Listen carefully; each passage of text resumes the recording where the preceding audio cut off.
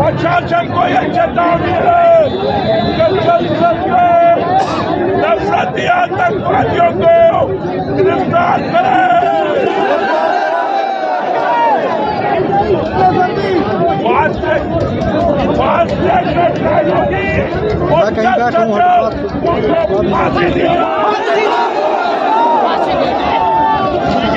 हम लोग सब्र करने वाले हैं, मगर जब सब्र का हमारा अंदर के ऊपर से निकल जाएगा तो फिर हम नफरती आतंकवादियों को छोड़ेंगे।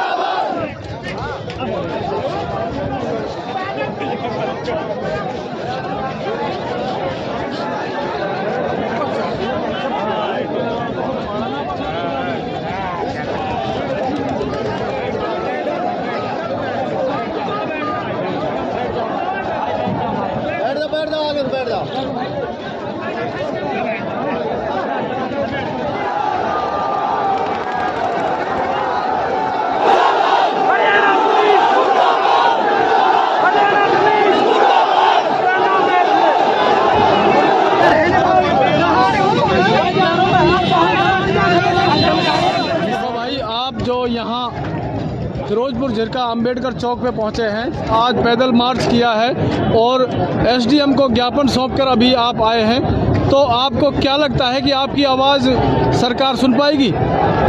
मैं जितने भी यहाँ पर लोग इस प्रोटेस्ट में शामिल होने के लिए आए, सभी का मैं तहे दिल से इस्तकबाल करता हूँ, क्योंकि ये लड़ाई किसी एक की नहीं है, ये लड़ाई पूरी मेवात की है, 36 बिरादरी की है, और ना ही ये हिंदू की है ना ही मुसलमान की है।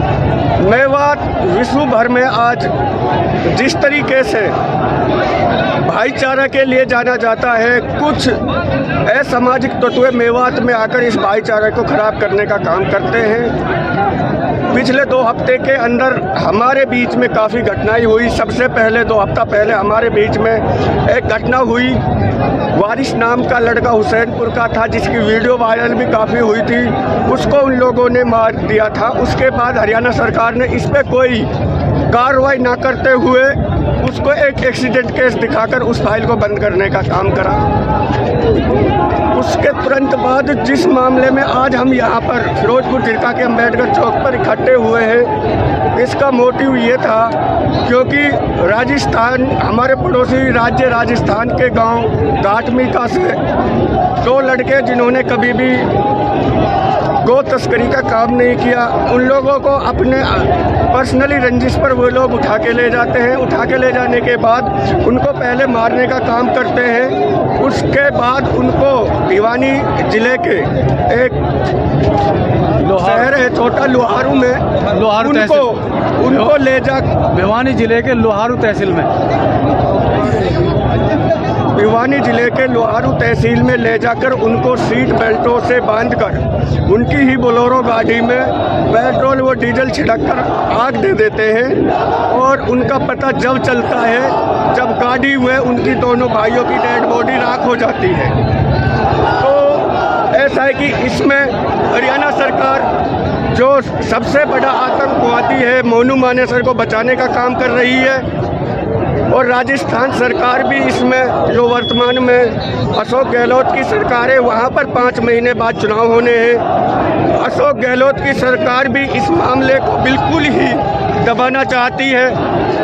और इसमें जो भी आरोपी थे, जो मुख्य आरोपी थे, उन दोनों को निकालने का काम भरतपुर के एसपी ने किया।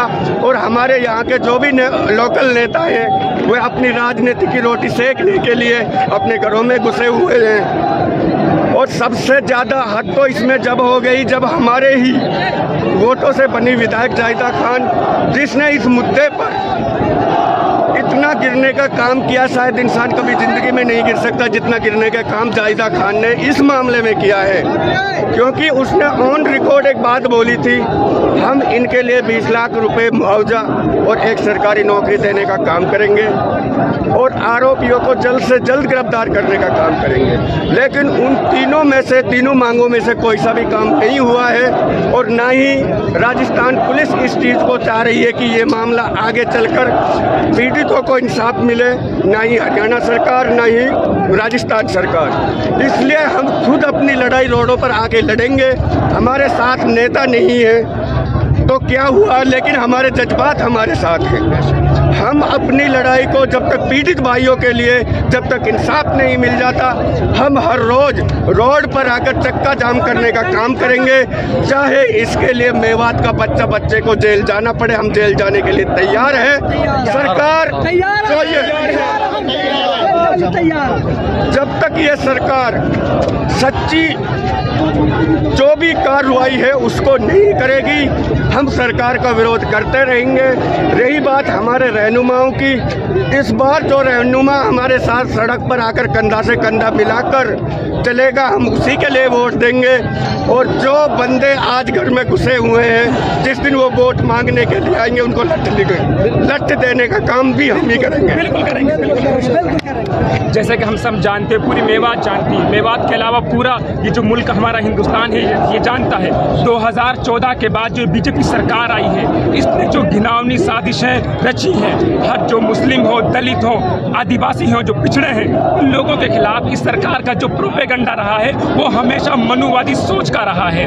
हालांकि ये देश जितना हिंदुओं का है, उतना दलितों का है, उतना आदिवासियों का है, उतना ही पिछड़े लोगों का है, उतना ही मुसलमानों का है। ये देश हम सबकी आन है, बान है, शान है। लेकिन जिस तरीके से ये सरकार का रवैया चल रहा है, जो गरीब तबके के लोग हैं, मुसलमान हैं, पिछड़े हैं, ये सरकार का जो रवैया है बहुत ही गलत है। और जैसा कि जुनैद और नासिर हमारे जो भाई हैं, इनसे पहले ये नहीं कि जुनैद और नासिर ही, इनसे पहले कई हमारे भाइयों को सिर्फ गाय के नाम पे, हालांकि अगर इनकी उसके अंदर आस्था है तो हम उनकी आस्था की इज्जत करते हैं। लेकिन ये नहीं कि कुछ गुंडे लोग हमारे घरों पे आएँ और हमला करें और हमारे भाइयों को उठा ले जाएं और पुलिस प्रशासन देखते रहे। और CIA पुलिस जो छिड़का है, उनकी साजिश और मिली भीत है कि वो इस कारनामे को अंजाम दिलवा रहे हैं। और हमारे रहनुमा जो हैं वो हाथ पे हाथ धरे बैठे हैं, अपनी जनता का साथ नहीं दे रहे हैं, ये बहुत गलत कर रहे हैं। हमने जो MP जो उम्मीदवार है जो हमारे इलेक्शन के, हमने इन्हें इसलिए चुना है कि हमारी आवाज़ बने, लेकिन ये हमारी आवाज़ नहीं बनते हैं। जब इन्हें वोट की ज़रूरत होती है तो ये हमारे घरों पर आते हैं, हमारे चक्कर काटते हैं। लेकिन जब हमें इनकी ज़रूरत होती है तो हमें इनके दरों पर भटकना पड़ता है, हमें अपनी आवाज़ उठानी पड़ती है। हम जनता हैं, जनता से ज़्यादा जो सरकार है वो आवाज़ सुनती है, MPs की, MLAs की, जो हमारे रहनुमा उनकी आवाज़ सुनती है। लेकिन ये हमारे पीछे खड़े हैं। हालांकि इन्हें हमारे आगे आना चाहिए था। ये जो कांड हुआ है ये घटना दोबारा ना हो, इसलिए हम चाहते हैं कि हम तमाम भाई जो यहाँ खड़े, छोटे बड़े बुजुर्ग, हर एक की चाहत है कि हर एक को इंसाफ मिले। हत्यारों को फांसी दो, फांसी दो, हत्यारों को फांसी दो, फांसी दो, हत्यारों को फांसी दो, फांसी दो। मुर्दाबाद पुलिस प्रशासन, मुर्दाबाद हरियाणा सरकार, मुर्दाबाद हरियाणा सरकार, मुर्दाबाद कांग्रेस सरकार, मुर्दाबाद पुलिस प्रशासन, सेंट्रल सरकार, मुर्दाबाद। आवाज दो, आवाज दो, आवाज दो। इनकलाब जिंदाबाद, इनकलाब जिंदाबाद। जुनैद को इंसाफ दो, इंसाफ दो, इंसाफ दो। जुनैद को इंसाफ दो, इंसाफ दो, इंसाफ दो। वारिस को इंसाफ दो, इंसाफ दो, इंसाफ दो।